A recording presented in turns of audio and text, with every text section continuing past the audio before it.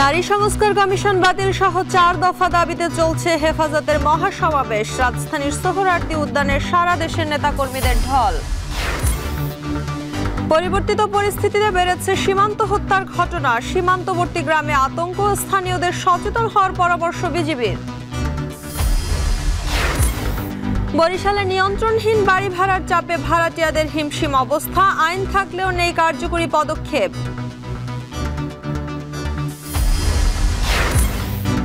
এবং নির্মাণের 10 বছরেও চালু হয়নি টাঙ্গাইলের করটিয়া রেলওয়ে স্টেশন। কর্তৃপক্ষের দায়িত্বহীনতায় নষ্ট হচ্ছে কোটি টাকার সম্পদ।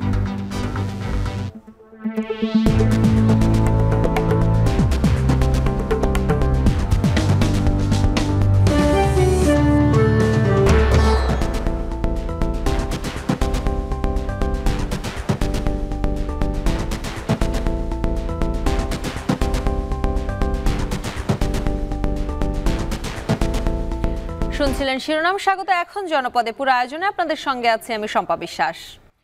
রাজধানীর সোহরাওয়ার্দী উদ্যানে হেফাজতে ইসলামের মহাসমাবেশে ঢল নেমেছে নেতাকর্মী এবং সাধারণ জনতার। নারী সংস্কার কমিশন বাতিল সহ 4 দফা দাবিতে বক্তব্য রাখছেন শীর্ষ নেতারা।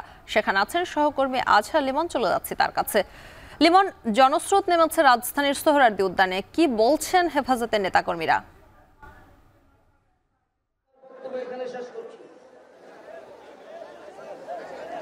সংগ্রামী তাওহীদি জনতা সমাবেশের পর্যায়ে বক্তব্য সম্পাদ হেফাজতের নেতাকর্মীরা সকাল থেকেই বক্তব্য করছেন। সকাল 9টা থেকে এই সমাবেশ শুরু হয়েছে।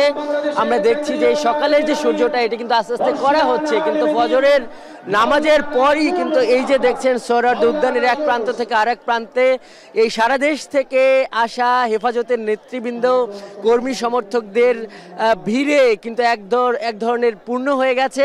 হেফাজতের নায়েবে আমিরে মর্যাদার যে সমস্ত কর্মকর্তারা রয়েছে তারা এখন এখানে বক্তব্য করছেন। আপনি যেটা বললেন যে নারী কমিশন তারা বাতিল চাইছে, শুধু এই দাবিটি নয়, আরও তাদের বড় 3টি দাবি রয়েছে। আমরা যেটি দেখছি যে তারা এই সংবিধানের মূলনীতিতে যে বহুত্ববাদের যে প্রস্তাবনা দিয়েছে, এই নতুন যে ঐকমত্য কমিশন বা সংবিধান সংস্কার কমিশন, তারা বলছে যে এই বহুত্ববাদ এই শব্দটি আল্লাহর একত্ববাদের বিপরীত, যেই কারণে তারা এটির বাতিল চায় এবং জানেন যে পঞ্চদশ সংশোধনীর মাধ্যমে এই সর্বশক্তিমান আল্লাহর উপর আস্থা ও বিশ্বাস, যেটি 5ম সংশোধনীর মাধ্যমে সংবিধানে স্থাপন করা হয়েছিল আওয়ামী লীগ আমলে, যেটিকে বাদ দেওয়া হয়েছে সংবিধান থেকে 32 বছর পর। এই যে ইসলামপন্থী এই মানুষেরা তারা বলছে যে এটি আবার সংবিধানে পুনর্বহাল করতে হবে। তাদের বড় দাগের দ্বিতীয় দাবি এটি।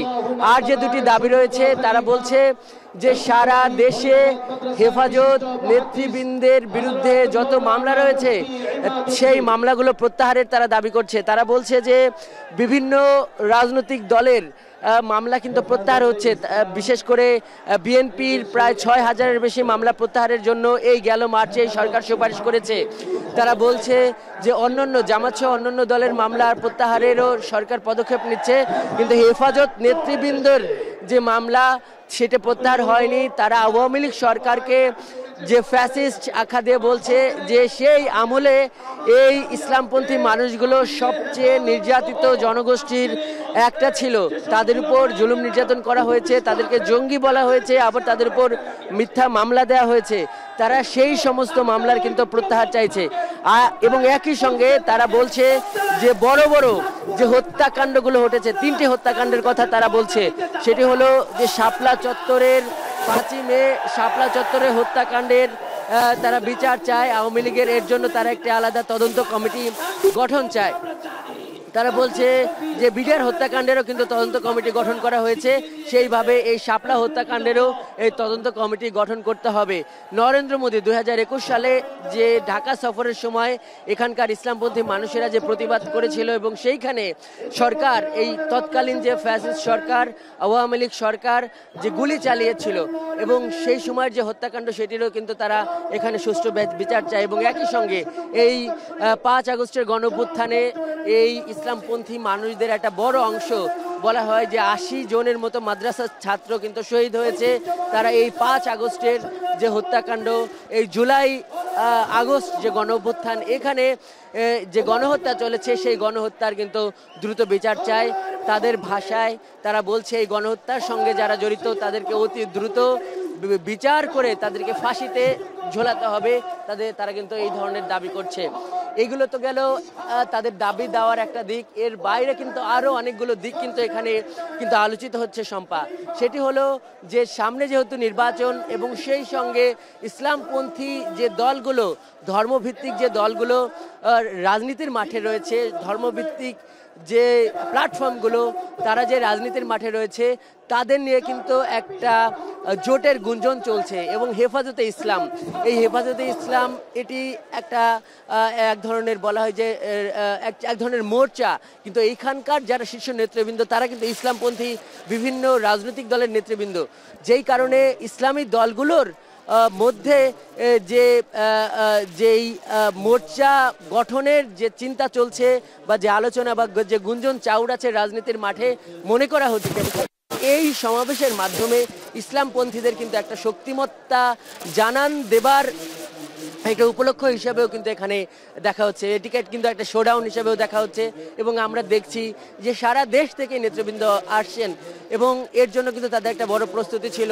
যদি বলি যে 70 একরের যে সোহরাওয়ার্দী উদ্যান, সেই সোহরাওয়ার্দী উদ্যানের এই ইঞ্জিনিয়ারিং ইনস্টিটিউট থেকে এই রমনা কালী মন্দির, এইখান থেকে এই মেট্রো রেল গেট কিংবা এই যে টিএসসি, এই পুরো এলাকায় কিন্তু এখন তিল ধারণের ঠাঁই নেই। যে পাখির চোখে দর্শক সেটি কিন্তু এখন আপনারা কিন্তু দেখতে পাচ্ছেন। এবং আমরাও কিন্তু এটি বলছি যে নেতৃবৃন্দরা কিন্তু এখানে বক্তব্য করছে। কিছুক্ষণের মধ্যেই হয়তো এইখানকার যিনি আমির, এইখানকার যিনি আমির তিনি কিন্তু এখানে বক্তব্য করবেন এবং পুরো এই ঢাকা বিশ্ববিদ্যালয় এলাকা এবং এই সোহরাওয়ার্দী উদ্যান এলাকা, এই পুরো এলাকায় কিন্তু এই হেফাজতের নেতৃবৃন্দের এই পদচারণায় মুখর হয়ে আছে। তারা যেটি আমরা জানতে পেরেছি যে নারী সংস্কার কমিশনের ব্যাপারে তারা বলছে যে এই নারী সংস্কার কমিশনের ব্যাপারে তারা বলছে যে তারা এই সরকারের সমর্থক। তাদের ভাষায় যে এই সরকার তাদের রক্তের ওপর রক্ত মারিয়ে এই সরকার ক্ষমতা গ্রহণ করেছে। তারা বলছে তারা সংস্কার চায় রাষ্ট্রের ভালো উদ্দেশ্যে, কিন্তু যেটি ধর্মীয় বিশ্বাসের সাথে সঙ্গতিপূর্ণ নয়, এরকম যে বিষয়গুলো নারী সংস্কার কমিশন উপস্থাপন করেছে, এটি আলাদা একটা বিতর্ক তৈরি করার প্রয়াস।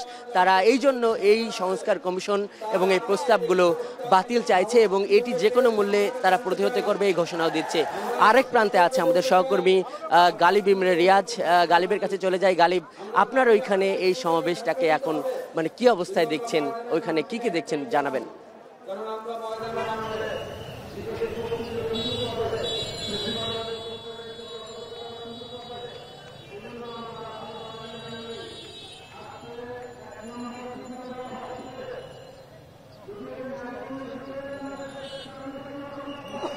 আজহার, আমি একেবারে সোহরাওয়ার্দী উদ্যানের বাইরে, যেটি ঢাকা বিশ্ববিদ্যালয়ের টিএসসির যে জায়গাটা, সেই জায়গায় অবস্থান করছি এবং এখানে যেটি আমি আসার পর থেকেই দেখতে পাচ্ছি সেটি হচ্ছে যে ভেতরে যে সমাবেশ চলছে কিন্তু বাহিরে বিপুল পরিমাণে হেফাজতের কর্মীরা এখানে অবস্থান করছেন। বিশেষ করে ঢাকার বাইরে থেকে যারা এসেছেন তারা এখানে অবস্থান করছেন এবং এই জায়গাটিতে পুরো রাস্তা জুড়েই যারা অনেকেই রয়েছেন যারা এই কর্মীদেরকে বিনা পয়সায় তাদের খাবার বিতরণ করছেন। তো যারা ভেতরে ক্লান্ত হয়ে যাচ্ছেন তারাই আসলে বাইরে অবস্থান করছেন এবং বাইরে বের হয়ে আসছেন এবং তাদের যে দাবি, চারটি যে দাবি মূলত আজকে এই হেফাজতে ইসলামের এই সমাবেশের, এবং সবথেকে বড় কথা 5 আগস্টের পরে হেফাজতে ইসলামের এককভাবে সবথেকে বড় এই সমাবেশ, আজকের এই সমাবেশ, এবং যেখানে তারা 4টি দাবি উত্থাপন করেছে।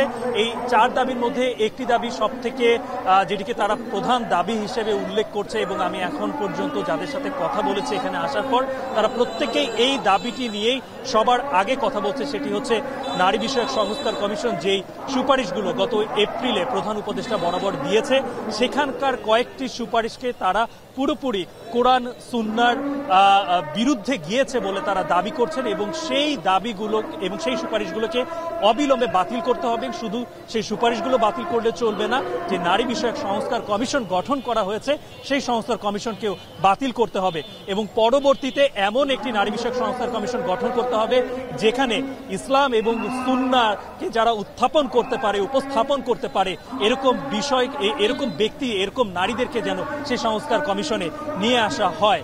সেখানে সব থেকে বড় যে দাবিটি তারা করছেন সেটি হচ্ছে যে এই কমিশন যে সুপারিশ করেছে তার মধ্যে একটি হলো যে নারী পুরুষের সমান সম্পদের বন্টন, অর্থাৎ পিতৃ সম্পদ যেটা আমরা বলে থাকি, সেই পিতৃ সম্পদ আমরা কোরআনের আইন যেটি রয়েছে সেখানে পুরুষ যা পায় নারী তার অর্ধেক পায়। কিন্তু নারী সংস্কার কমিশন যেটি বলছে যে এটি একটি বৈষম্য তৈরি করে সমাজে, তাই নারী যেন পুরুষের সমান অধিকারটা তারা পেয়ে থাকেন। কিন্তু এখানে উপস্থিত হেফাজত কর্মীরা বলছেন যে এটি সম্পূর্ণ কোরআন সুন্নাহ বিরোধী আইন, এটাকে কখনোই বাস্তবায়ন করা এখন সম্ভব না, কোনোভাবেই সম্ভব না। কারণ তারা বলতে চান যে নারীকে অনেকভাবে অন্যভাবে কোরআনের এই আইনের মাধ্যমে তাকে তার সম্পত্তি কিংবা যে কোনো অধিকারের বিষয়ে তাকে পুষিয়ে দেওয়া হয়েছে। সেই জায়গায় এই বিষয়টি সামনে উত্থাপন করে কোরআনের বিরুদ্ধে কোনো আইন পাশ হোক এটা তারা চায় না।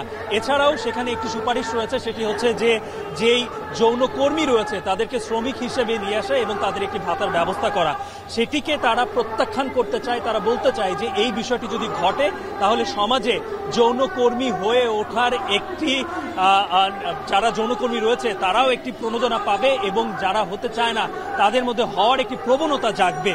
তো যেহেতু সমাজে এটি শ্রমিক হিসেবে তারা আখ্যা পাবেন, তাই এই মুসলিম সমাজে এটি সম্পূর্ণভাবেই কোরআন সুন্নাহর বিপক্ষে যায় এবং সমাজকে নষ্ট করবে, যে কারণে এই সুপারিশটিকেও তারা প্রত্যাখ্যান করেছে। এছাড়াও আরো 3টি দাবি তাদের রয়েছে, যার মধ্যে উল্লেখযোগ্য দাবি রয়েছে যে সংবিধানে বহুত্ববাদ বাদ দিয়ে আল্লাহর উপরে পূর্ণ আস্থা ও বিশ্বাস প্রতিস্থাপন করা। সেটিকে তারা যেই 2010 সালে হেফাজত ইসলাম গঠন হয় তারপর থেকেই তাদের এই দাবিটি রয়েছে এবং তারা বলতে চায় একটা সময় সংবিধানে এই বহুত্ববাদের বদলে আল্লাহর উপর পূর্ণ আস্থা এবং বিশ্বাস ছিল, সেটিকে আবারও পুনর্বহাল করতে হবে। এছাড়া আরো 2টি দাবি রয়েছে, যার মধ্যে একটি হচ্ছে হেফাজত ইসলামের বিরুদ্ধে এখন পর্যন্ত 300টি মামলা চলমান রয়েছে, এই মামলাগুলো তাদেরকে এই সরকারকে প্রত্যাখ্যান করতে হবে। এছাড়াও যেই 2013 সালে শাপলা চত্বরে যেই গণহত্যা চলেছে, কিংবা 2021 সালে যখন মোদি বাংলাদেশ সফরে এসেছিল তখন একটি গণহত্যা চলেছিল, এবং 2024 সালে যেই জুলাই আগস্টে যে গণহত্যা চলেছে, এই 3 গণহত্যায় যারা দোষী তাদেরকে বিচারের আওতায় নিয়ে আসতে হবে।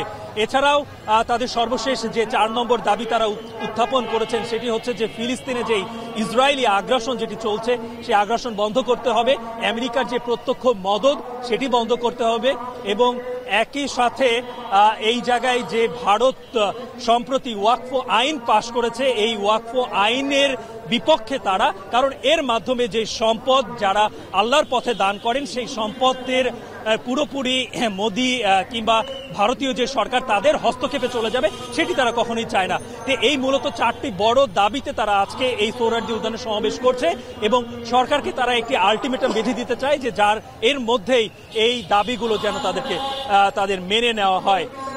আমি এখন এই মুহূর্তে ইঞ্জিনিয়ারিং ইনস্টিটিউটের সামনে আমাদের আরেক সহকর্মী শাহাদাত অব্র রয়েছেন, আমি তার সঙ্গে যুক্ত হতে চাই।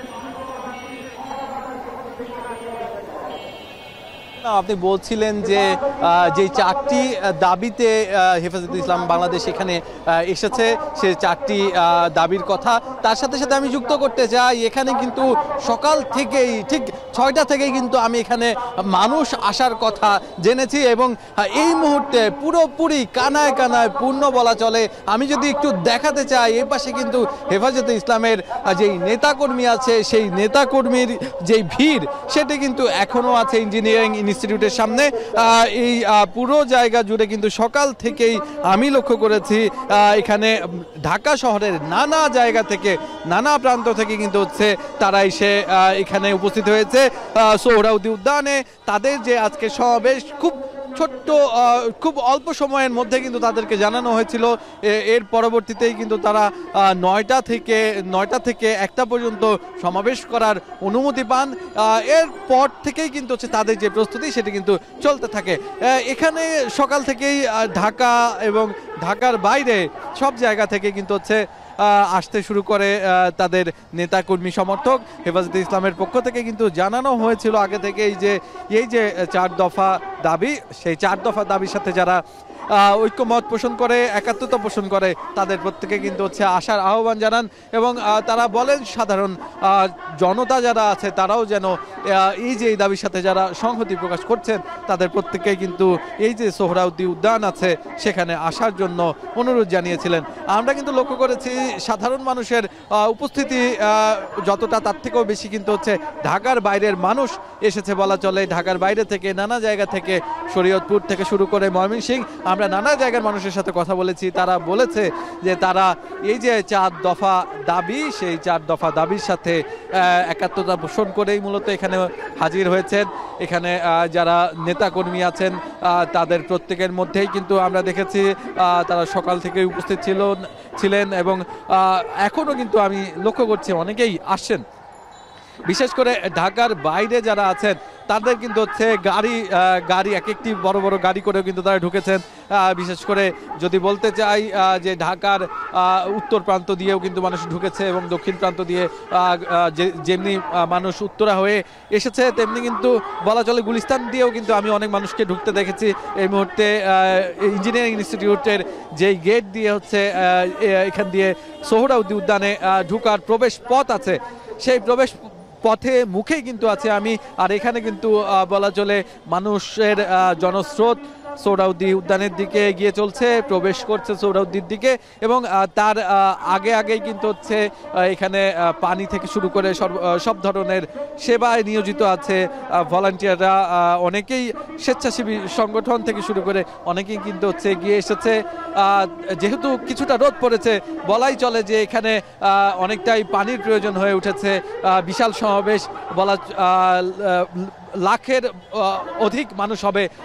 আমি যতখানি খালি চোখে দেখে মনে হলো ভেতরেও মানুষ আছে বেশ কয়েক। আমি যখন ভেতরে ছিলাম তখন তাদের সাথে কথা বলে তাদের যে দাবি সেই সম্পর্কে তারা কিন্তু বলেছে এবং তারা বলেছে যে এই যে বাংলাদেশের মাটিতে কোনো ধরনের অসাম্প্রদায়িক, যেখানে 90% মানুষের মুসলমানের দেশ, সেখানে কিন্তু হচ্ছে ইসলামের বিরুদ্ধে কোনো কিছু হবে না, এমনটাই কিন্তু তারা জানিয়েছেন। এবং তাদের মূল দাবিগুলোর মধ্যে কিছুক্ষণ আগে সহকর্মী গালিব বলছিলেন যে 4টি দাবি আছে। সেখানে কিন্তু হচ্ছে নারী সংস্কার কমিশন বাতিল এবং তার সাথে সাথে বলা হয়েছে ফিলিস্তিনি মুসলমানদের যেই মানবতার জীবনযাপন সেখানে যে অত্যাচার চলছে, তার সাথে সাথে বাংলাদেশের পার্শ্ববর্তী দেশ ভারতে যে মুসলমানদের উপর নিপীড়ন চলছে সেটির বিরুদ্ধে বাংলাদেশ সরকারকে অবস্থান গ্রহণের কথা জানিয়েছে। তার পাশাপাশি কিন্তু বলা হয়েছে যেই হেফাজতে ইসলামের নেতাকর্মীরা এখনও কারাগারে কারাভোগ করছেন তাদেরকে যেন অবিলম্বে ছেড়ে দেওয়া হয় এবং যেই মিথ্যা মামলাগুলো দেওয়া হয়েছিল সেগুলো যেন খারিজ করে দেওয়া হয়। এই যে এই 4 দাবিগুলো নিয়েই কিন্তু তাদের আজকের এখান থেকে এই সমাবেশ। আর এই মুহূর্তে ইঞ্জিনিয়ারিং ইনস্টিটিউটের যে প্রবেশ দ্বার আছে সোহরাওয়ার্দী উদ্যানে, সেই প্রবেশদ্বার থেকে সর্বশেষ এই ছিল আমার কাছে সর্বশেষ। রাজধানীর সোহরাওয়ার্দী উদ্যানে হেফাজতে ইসলামের মহাসমাবেশে ঢল নেমেছে নেতাকর্মীদের, সেই খবর জানাচ্ছিলেন সহকর্মী শাহাদাত অভ্র। এছাড়া আমাদের সঙ্গে এর আগে যুক্ত ছিলেন সহকর্মী আজহার লিমন এবং গালিব ইবনে রিয়াজ। দেখছেন এখন জনপদে। সবাই সহযোগিতা করলে ফেব্রুয়ারি থেকে এপ্রিল মাস নির্বাচনের জন্য উপযুক্ত সময় বললেন জামায়াতে ইসলামের আমির ডাক্তার শফিকুর রহমান। সকালে জামায়াতে ইসলামের জেলা ও মহানগরী আমির সম্মেলন শেষে বক্তব্যতে একথা বলেন। 15.5 বছরের সময় জুড়ে যারা হত্যা, গণহত্যা, ধর্ষণ, খুন, লুণ্ঠন, অপহরণ করেছেন, জনগণের সম্পদ বিদেশে পাচার করেছেন, তাদেরও আমরা ন্যায্য বিচার দাবি করি। তারা যেন কোনোভাবেই কোনো ফাঁক ফোকরে পার পাইতে না পারে, আইনের আওতায় এনে তাদেরকে উপযুক্ত শাস্তি নিশ্চিত করতে হবে। দেশের পরিবর্তিত পরিস্থিতিতে বেড়েছে সীমান্ত হত্যার ঘটনা। গেল ৩ মাসে ব্রাহ্মণবাড়িয়ার সীমান্তবর্তী উপজেলায় বিএসএফের গুলি ও নির্যাতনে হতাহত অন্তত ৩ জন। এতে আতঙ্ক বেড়েছে সীমান্ত ঘেঁষা গ্রামে। যদিও সংশ্লিষ্টরা বলছেন আন্তর্জাতিক সীমানা আইন লঙ্ঘন এবং মাদক চোরাচালানের কারণেই ঘটছে এমন ঘটনা। এ অবস্থায় স্থানীয়দের সচেতন হওয়ার পরামর্শ বিজিবির। বিস্তারিত আজিজুল সঞ্চয়ের প্রতিবেদনে। আখাউড়ার সীমান্ত ঘেঁষা গ্রাম সেনারবাদী। দিনের আলোয় জনজীবনের কর্মব্যস্ততা স্বাভাবিক থাকলেও রাত হলেই বাড়ে আতঙ্ক। চোরাকারবারি ধরার অজুহাতে সীমানা পার হয়ে বাংলাদেশিদের হয়রানি করে বিএসএফ সদস্যরা, ছোড়ে ফাঁকা গুলিও। গেল ৮ এপ্রিল বিজয়নগরের সেজামোড়া সীমান্তে বিএসএফের নির্যাতনে মুরাদুর রহমান নামে এক কৃষক নিহত হয়। পরিবারের দাবি, সীমান্তবর্তী ফসলি জমিতে কাজ করার সময় তাকে ধরে নিয়ে নির্যাতন চালিয়ে হত্যা করে বিএসএফ। আমি বিচার চাই সরকারের কাছে, সরকার যদি বিচার দেই আর নাইলে কারা দিবরে বাবা গেছে পরে ওরে বাইন দালাইছে, বান্দার পরে ওরে নিয়ে গেছে, নিয়ে সেরা মারছে, মায়েরা ওরে রাইখে গেছে, ফালাই দিয়ে গেছে, তারপর নিজে নিজেও আসছে। ছাত্র জনতার গণ অভ্যুত্থানের পর থেকেই সীমান্তে আগ্রাসী হয়ে উঠেছে বিএসএফ। স্থানীয়রা জানান, সীমান্তের ১৫০ গজের মধ্যে অনেক বাংলাদেশি নিজেদের জমিতে চাষ করেন, ফলে শূন্যরেখায় তাদের আনাগোনা থাকে। জমিতে ধান পাকলেও ভয়ে ধান কাটার শ্রমিক পাচ্ছে না চাষিরা, আর মিললেও গুনতে হচ্ছে কয়েক গুণ বাড়তি মজুরি। আমরা অনেক আতঙ্ক আছি জায়গাটার মধ্যে।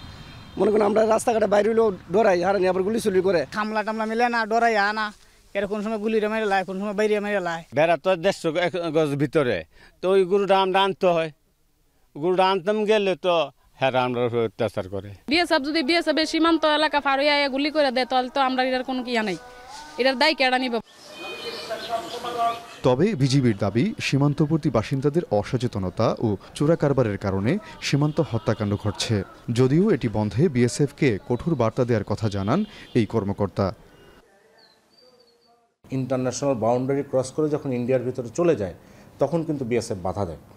তো আমাদের পক্ষ থেকে একটু সচেতন হতে হবে যে শূন্য লাইনটা কোনটা, এটা আমাদেরকে জানতে হবে। আমরা বারবার বলি যে ১৫০ গজের ভিতরে ঢুকবেন না, তাতে কিন্তু আসলে সীমান্তের হত্যার প্রবণতাটা বাড়তে পারে। তারপরেও কিন্তু আমরা এখন বিএসএফের সাথে অনেক কঠোরভাবে যে কোনো বিষয়ে কথা বলছি। আর সীমান্ত হত্যা শূন্যে নামাতে আগে মাদক চোরাচালান বন্ধ করা প্রয়োজন জানিয়ে কার্যকর পদক্ষেপ নেওয়ার কথা জানান জেলা প্রশাসক। স্থানীয় লোকালিটি যারা আছে, যারা মাদকের সাথে জড়িত, তাদের ব্যাপারটা এখানে বেশি কনসার্ন আর কি। এবারে কড়া নির্দেশনা দেওয়া হয়েছে, বিজিবির তরফ থেকেও কড়া নির্দেশনা কাজ করে যাচ্ছে ওরা। তো আশা করি দ্রুত এই বিষয়ে একটা সমাধান হয়ে যাবে আমাদের। গেল ফেব্রুয়ারি থেকে ২৫ এপ্রিল পর্যন্ত ব্রাহ্মণবাড়িয়ার সীমান্তবর্তী উপজেলায় বিএসএফের গুলি ও নির্যাতনে নিহত হয়েছেন ২ জন, আহত হয়েছেন আরও ১ জন। আখাউড়া, কসবা ও বিজয়নগরের সীমান্ত দিয়ে প্রতিনিয়ত ঢুকছে মাদকসহ ভারতীয় বিভিন্ন পণ্য। আজিজুল সঞ্চয়, এখন ব্রাহ্মণবাড়িয়া। সংবাদের এ পর্যায়ে নিচ্ছি ছোট্ট একটি বিরতি, ফিরছি একটু পর।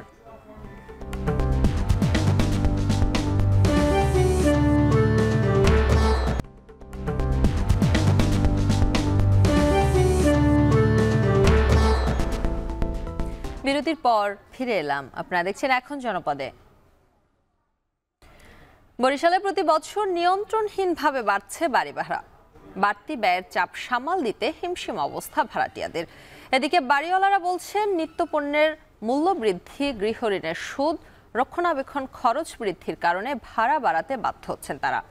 এ অবস্থায় সরকার নিয়ন্ত্রক নিয়োগ করলে কার্যকর ফল মিলবে বলে মনে করে সিটি কর্পোরেশন। আরও জানাচ্ছেন অমিত হাসান। বরিশাল নগরীর পুলিশ লাইন এলাকার বাসিন্দা শহীদ আকন পরিবারের ৩ সদস্যের জন্য 2 বেডরুমের একটি বাসায় ভাড়া নিয়েছেন। 2018 সালে 5,000 টাকা দিয়ে বাসা ভাড়া নিলেও বর্তমানে তা বেড়ে দাঁড়িয়েছে 7,000 টাকায়। তাই বাধ্য হয়েই বাসা পরিবর্তন করছেন এই বাসিন্দা। কম পয়সা আমাদের যাওয়া লাগে, জানে 2 টাকা কম পাবো, হ্যাঁ নেই আমার তা লাগবে। এ চিত্র বরিশাল নগরীর বেশিরভাগ ভাড়াটিয়ার। মাসের শুরুতেই দেখা যায় বাসা পরিবর্তনের চিত্র। আগে যে বাসা মিলত 6 থেকে 10,000 টাকায়, সেই একই বাসা এখন ভাড়া নিতে গুনতে হচ্ছে অন্তত 9 থেকে 15,000 টাকা। প্রত্যেক বছরে বাসা ভাড়া কিছু না কিছু বৃদ্ধি করে, তো এই ক্ষেত্রে দেখা যায় সাধারণ যারা আছে মধ্যবিত্ত তাদেরকে একটা ফ্ল্যাট নিয়ে থাকতে বড় কষ্ট হয়ে যায়। সরকারের কাছে আহ্বান রাখবো যে যদি নীতিমালা আকারে যে 5 বছর 3 বছর বা এই বছর পরে শতকরা এত হারে ভাড়াটা বাড়াবে। এদিকে বাড়ির মালিকরা বলছেন নিত্যপণ্যের মূল্যবৃদ্ধি, গৃহ ঋণের সুদ, রক্ষণাবেক্ষণ খরচ প্রতি বছরই বাড়ছে। বাড়ি ভাড়ার সঙ্গে পরিষেবার খরচও যুক্ত থাকে। ব্যাংকে একটা ইন্টারেস্ট দেওয়া লাগে, হ্যাঁ, আনুষঙ্গিক আরও যে মেনটেন্যান্স খরচ আছে এগুলা তো প্রতিনিয়ত কমে না, বাড়তেই আছে। তাই যদি স্বাভাবিকভাবে এগুলো বাড়তে গেলে তো ভাড়াটা অটোমেটিকলি বাড়বে। নগর কর্তৃপক্ষ বলছে 1991 সালের একটি আইন প্রচলিত থাকলেও নিয়ন্ত্রণে নেই জনবল আর অফিস। এ কারণে তদারকিও করা সম্ভব হচ্ছে না। বাসা ভাড়া বৃদ্ধির একটা বিষয়, এই বিষয়ে একটা আইন আছে। আইনটা হলো সরকার চাইলে যে কোনো নির্দিষ্ট এরিয়ার জন্য একজন নিয়ন্ত্রক, অতিরিক্ত নিয়ন্ত্রক অথবা উপনিয়ন্ত্রক নিয়োগ করতে পারবেন এবং তাদেরকে আইনগতভাবে যে ক্ষমতা দেওয়া আছে সেই আইনগতভাবে তারা সেই ক্ষমতাটা প্রয়োগ করতে পারবেন। অমিত হাসান, এখন, বরিশাল। ময়মনসিংহের ভালুকায় গণপরিচ্ছন্নতা এবং বৃক্ষরোপণ কর্মসূচি চালাচ্ছে পৌর কর্তৃপক্ষ। এতে অংশ নিয়েছেন প্রায় 300 স্বেচ্ছাসেবী। এ বিষয়ে বিস্তারিত জানাতে এই মুহূর্তে যুক্ত হচ্ছেন সহকর্মী হারুনুর রশিদ। হারুন, কি পরিমাণ বৃক্ষরোপণ করা হচ্ছে, সেই সঙ্গে জানাবেন এই কার্যক্রম কতদিন চলবে? শম্পা, আজকে যে গণপরিষ্কার পরিচ্ছন্নতা কার্যক্রম এবং বৃক্ষরোপণ অভিযান শুরু হয়েছে ভালুকা উপজেলা প্রশাসনের উদ্যোগে, আমরা দেখতে পাচ্ছি যে ইতিমধ্যেই প্রায় 1 ঘন্টা যাবত এই গণপরিষ্কার পরিচ্ছন্নতা কার্যক্রম চলছে। ময়মনসিংহের ভালুকার বিভিন্ন এলাকা থেকে এখানে প্রায় 3 শতাধিক স্বেচ্ছাসেবী রয়েছেন যারা এখানে ইতিমধ্যে কাজে অংশগ্রহণ করেছেন। এখানে আমরা বিডি ক্লিনকে দেখতে পাচ্ছি এবং ভালুকার বিভিন্ন স্বেচ্ছাসেবী সংগঠন যারা বিভিন্ন সময় সেবামূলক কাজ করে থাকে তারা কিন্তু এখানে অংশগ্রহণ করছে। এই মুহূর্তে ভালুকা বাস স্ট্যান্ড এলাকায় আমরা দেখতে পাচ্ছি বিডি ক্লিনের সদস্য এবং স্থানীয় যারা স্বেচ্ছাসেবী রয়েছে তারা কিন্তু পরিষ্কার পরিচ্ছন্নতার যে কাজ সেই কাজগুলো করছে। পাশাপাশি পৌরসভার অন্যদিকে রোডের অপর পাশে কিন্তু বৃক্ষরোপণ কার্যক্রম চলছে। এখানে সকালে কর্মসূচির উদ্বোধন করেছেন ভালুকা উপজেলা নির্বাহী কর্মকর্তা হাসান আব্দুল্লাহ মাহমুদ এবং তখন স্থানীয় স্বেচ্ছাসেবী, রাজনৈতিক নেতৃবৃন্দ সহ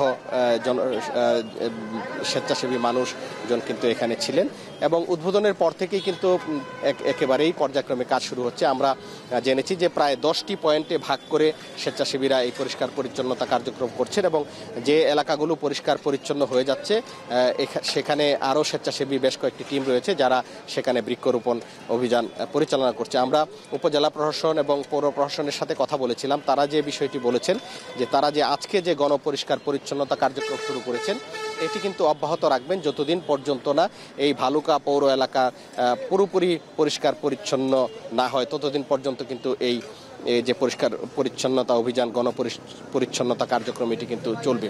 এবং এখানে পরিষ্কার পরিচ্ছন্নতার পাশাপাশি প্রায় পৌর এলাকার যে সড়কগুলো রয়েছে, ঢাকা ময়মনসিংহ মহাসড়ক সহ ভালুকা পৌরসভার যে প্রধান সড়কগুলো রয়েছে সবগুলো সড়কে বৃক্ষরোপণ করা হবে এবং আজকে আমরা জেনেছি প্রায় 1000 গাছের চারা আনা হয়েছে। এই চারাগুলো কিন্তু আজকে রোপণ হবে এবং রোপণের যে কার্যক্রম সেটি কিন্তু ইতিমধ্যে চলছে।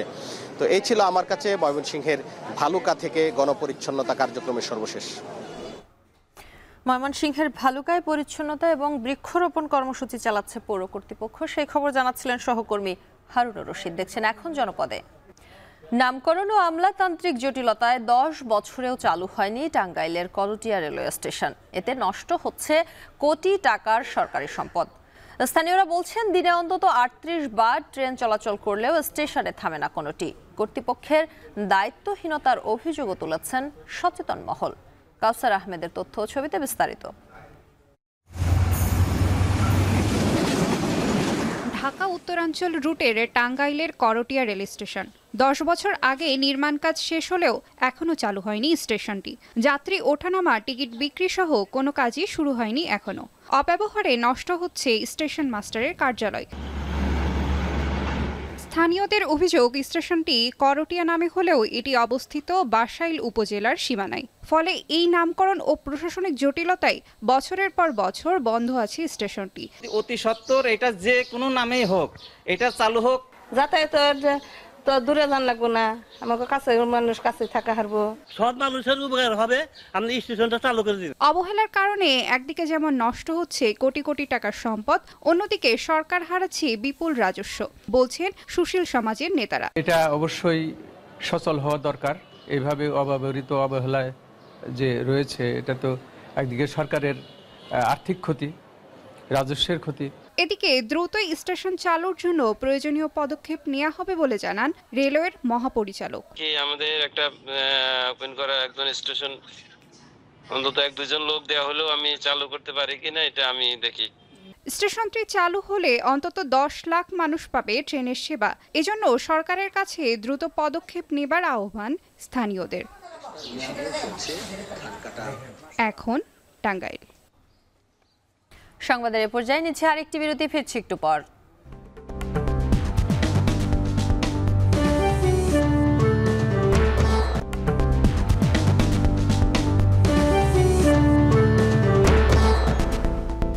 বিরতির পর ফিরে এলাম, আপনারা দেখছেন এখন জনপদে। কুষ্টিয়ায় সন্দেহভাজন আসামির হাতুড়ি পেটায় 2 পুলিশ সদস্য আহত হয়েছেন। শুক্রবার রাত 8টার দিকে মিরপুর থানার পালপাড়া এলাকায় এ ঘটনা ঘটে। পুলিশ জানায়, রাতে আমলাপাড়া এলাকা থেকে আশিক নামে এক সন্দেহভাজন আসামিকে আটক করে মোটরসাইকেলে থানায় নিয়ে যাচ্ছিলেন 2 পুলিশ সদস্য। পথে পালপাড়া এলাকায় পৌঁছালে আসামির চিৎকারে মোটরসাইকেল দাঁড় করায় পুলিশ।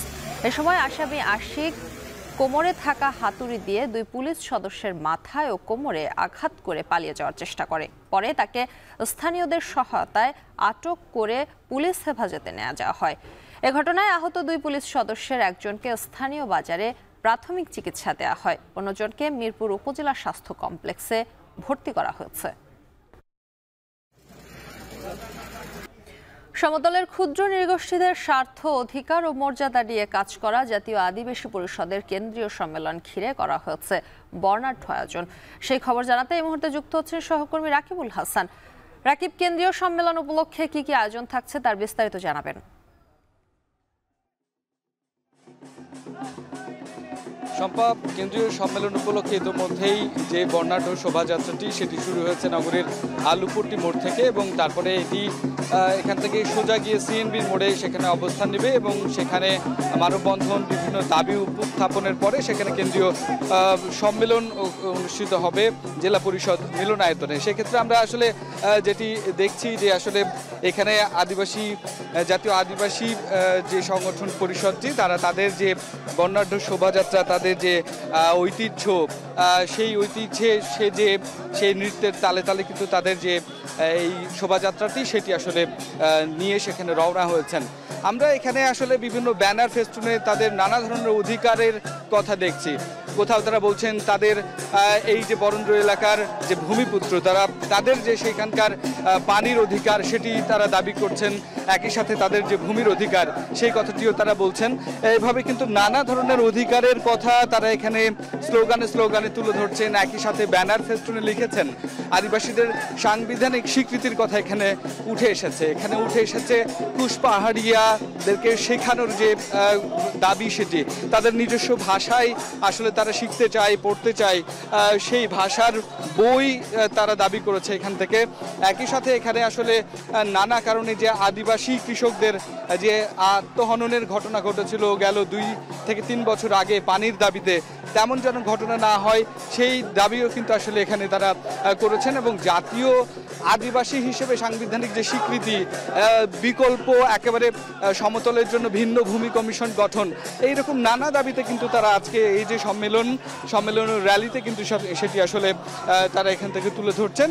এর পাশাপাশি শম্পা, আমরা আসলে যেটি জানতে পেরেছি তাদের সময়সূচি অনুযায়ী, যে এখানে আদিবাসীরা তারা তাদের সাংবিধানিক অধিকারের এই কেন্দ্রীয় সম্মেলনের পাশাপাশি তারা কিন্তু নানা ধরনের এখানে কমিটি গঠন করবেন এবং এর পরবর্তী কর্মসূচিগুলো কি হবে সেটির মধ্য দিয়ে তারা নিশ্চিত করবেন।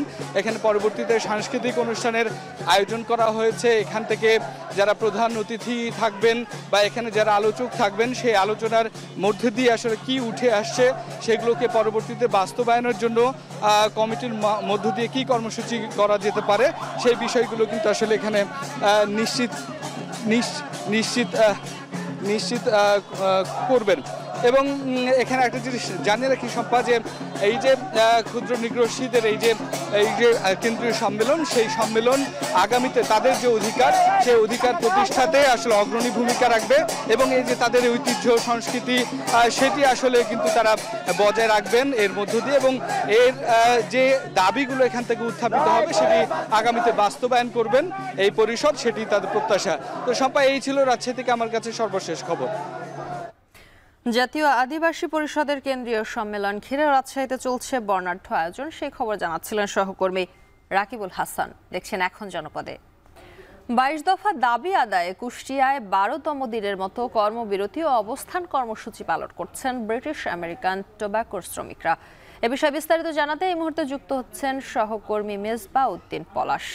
পলাশ, কি কি দাবিতে শ্রমিকরা কর্মবিরতিতে আছেন এবং এ বিষয়ে কর্তৃপক্ষ কি বলছে, বিস্তারিত জানাবেন।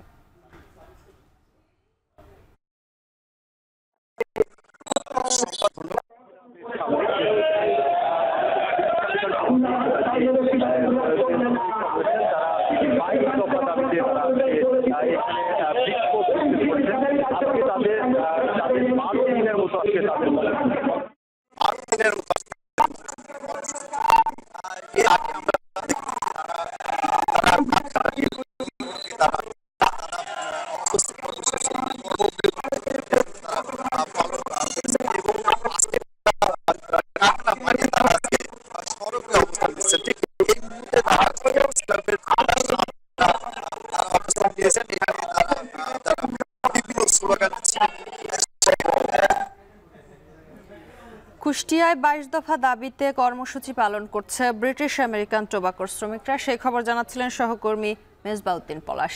এখন জনপদের এ পর্যায়ে নিচ্ছে আরও একটি বিরতি, ফিরছি একটু পর।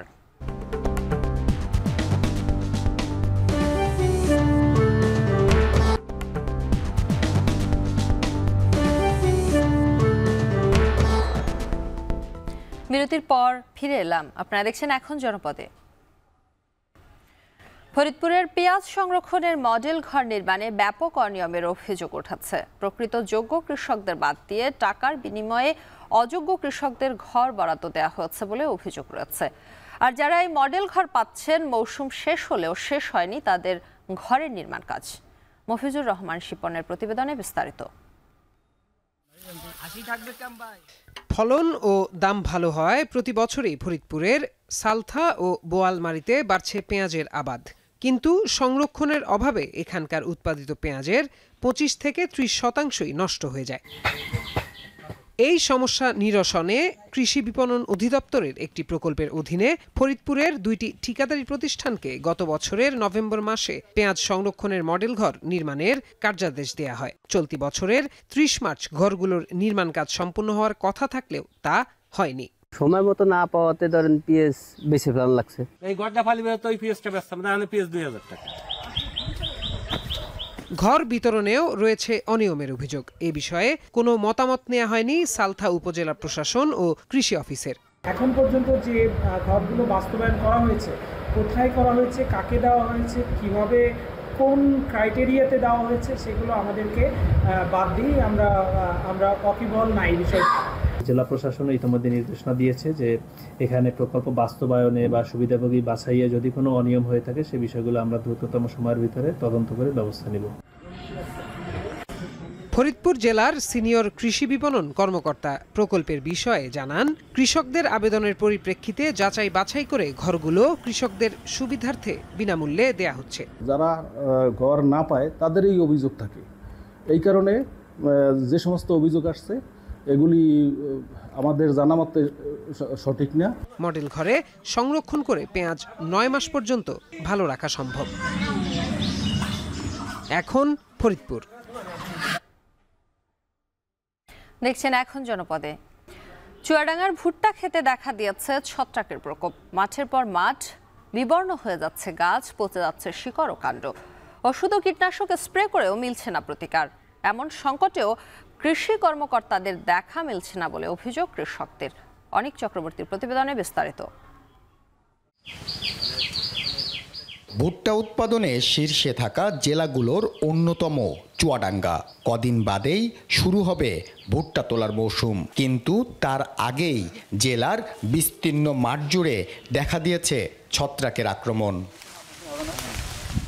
ফিউজেরিয়াম স্টোক রোড নামের ছত্রাকের আক্রমণে মাঠের পর মাঠ জুড়ে বিবর্ণ হচ্ছে গাছ, পচে যাচ্ছে শিকড় ও কাণ্ড, ধূসর হয়ে যাওয়া গাছে নষ্ট হচ্ছে ভুট্টা। ওষুধ ও কীটনাশক স্প্রে করেও মিলছে না প্রতিকার। দ্রুত এক মাঠ থেকে আরেক মাঠ সংক্রামিত হয় দিশেহারা জেলার 4 উপজেলার কৃষক। কোম্পানির বীজ নেওয়ার কারণে আমরা এই ভুট্টাগুলো লাগাইছি, লাগানোর পরে আমাদের এই ভুট্টায় ভাইরাস লেগে গেছে। কোম্পানির কাছে আমাদের ইন্স্যুরেন্স করা ছিল, সেটা দিয়ে কোম্পানি নানাভাবে কথা দিয়েছিল যে আমরা আসবো ভুট্টা দেখবো, কিন্তু এখন তারা কোনো ফোনই ধরে না। অফিসার কিংবা মাঠকর্মী এসে আমাদের এই আবাদ দেখবে, পরিচালনা করবে, দেখে এর একটা দেখুন আমাদের একটা দাবি। লাভজনক হওয়ায় অনেক কৃষকই ঋণ নিয়ে ভুট্টার চাষ করেন। ফসল বিক্রি করে ঋণ পরিশোধের অপেক্ষায় থাকা সেসব কৃষক এখন লোকসানের শঙ্কায়। নিরুপায় হয়ে কেটে ফেলছেন গাছ, আবার কেউ ছত্রাক আক্রান্ত ফসলের ক্ষেত পুড়িয়ে দিচ্ছেন। 1 বিঘে জমিতে আমাদের 35-37 হাজার টাকা খরচ, জমি লিজের টাকা দিয়ে, তো আমাদের সেখানে 5,000 টাকার ভুট্টাও হবে না। আমাদের বিভিন্ন রকম ওষুধ দিয়ে ব্যবহার করতে বলেছে, ওইটা করেছি, তারপরেও ওই ওষুধে কোনো কাজ হয়নি। এসে আমাদের যে এলো এই ভুট্টাটা দেখতে, দেখে যে আমাদের ক্ষয়ক্ষতি, এখন আমাদের এই 1-150 লোক এই গ্রামের সবাই এই ভুট্টা এবার পুড়ে গেছে। কৃষকদের অভিযোগ, এমন সংকটেও দেখা নেই কৃষি কর্মকর্তাদের। যদিও কৃষি বিভাগের দাবি, চাষিদের দেয়া হচ্ছে বিভিন্ন পরামর্শ। একটি জায়গা থেকে কিছু আসছে যে ভুট্টায় ক্রপ ফরমেশন হচ্ছে না, এবং যেটি খবর আমরা পেয়েছি, আমরা সংশ্লিষ্ট উপজেলার নির্ধারিত কর্মকর্তাগণকে আমরা নির্দেশনা প্রদান করেছি, তারা সেই এলাকা সরেজমিনে পরিদর্শন করে তারা প্রয়োজনীয় পদক্ষেপ গ্রহণ করবে। কৃষি বিভাগের তথ্য বলছে, চলতি মৌসুমে জেলায় প্রায় 49,000 হেক্টর জমিতে ভুট্টার চাষ হয়েছে, যা থেকে 6.5 লাখ টন ভুট্টা উৎপাদনের আশা, যার আনুমানিক মূল্য 1,500 কোটি টাকা। তবে স্মরণকালের ভয়াবহ ছত্রাকের সংক্রমণে 15 থেকে 20% ফসল হানির শঙ্কা করছে কৃষি বিভাগ। অনিক চক্রবর্তী, এখন চুয়াডাঙ্গা। এর সাথে শেষ করছি এখন জনপদে, তবে যাবার আগে শিরোনামগুলো জানিয়ে দিব আরও একবার।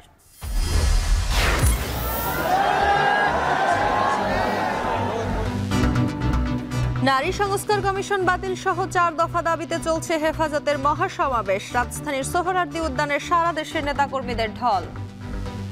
তাসলিমা নাসরিন যেই কালচারগুলো তাদের ভিতরে জারি করে দিয়ে গেছেন, আমাদের লক্ষ্য উদ্দেশ্য হচ্ছে ওই সমস্ত কালচারকে বাতিল করা। কোরআনের বিধানের বিপরীত বাংলাদেশে এটা হতে পারবে না। নারী অর্ধেক পাবে, পুরুষ দ্বিগুণ পাবে, কিন্তু অন্যান্য ক্ষেত্রে নারী অনেক জায়গায় বেশি পাবে। পুরুষদেরকে অগ্রাধিকার পিছনে ফেলে তারা অগ্রাধিকার উপরে নিতে চায়। পরিবর্তিত পরিস্থিতিতে বেড়েছে সীমান্ত হত্যার ঘটনা। সীমান্তবর্তী গ্রামে আতঙ্ক, স্থানীয়দের সচেতন হওয়ার পরামর্শ বিজিবির। বরিশালের নিয়ন্ত্রণহীন বাড়ি ভাড়ার চাপে ভাড়াটিয়াদের হিমশিম অবস্থা, আইন থাকলেও নেই কার্যকরী পদক্ষেপ। এবং নির্মাণের 10 বছরেও চালু হয়নি টাঙ্গাইলের করটিয়া রেলওয়ে স্টেশন। কর্তৃপক্ষের দায়িত্বহীনতায় নষ্ট হচ্ছে কোটি টাকার সম্পদ।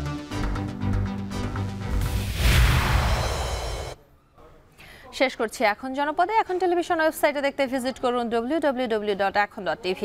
এছাড়া এখন টেলিভিশন ফেসবুকে দেখতে ভিজিট করুন facebook.com/tv.ekhon এবং ইউটিউবে এখন টেলিভিশন দেখতে ভিজিট করুন youtube.com/c/ekhon tv।